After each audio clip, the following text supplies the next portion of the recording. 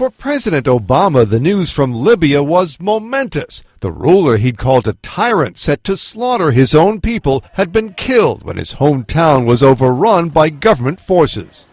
This marks the end of a long and painful chapter for the people of Libya, who now have the opportunity to determine their own destiny in a new and democratic Libya.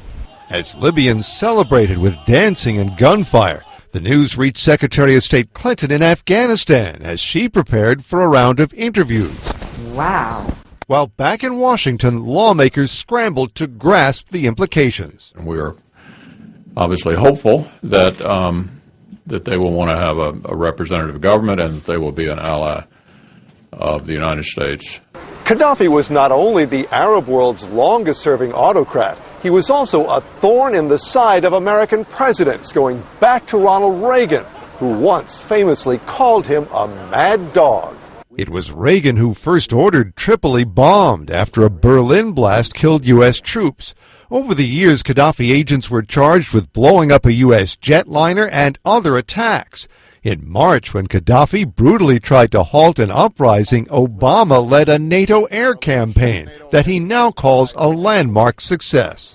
Without putting a single U.S. service member on the ground, we achieved our objectives. Officials say that mission will be wound up by week's end.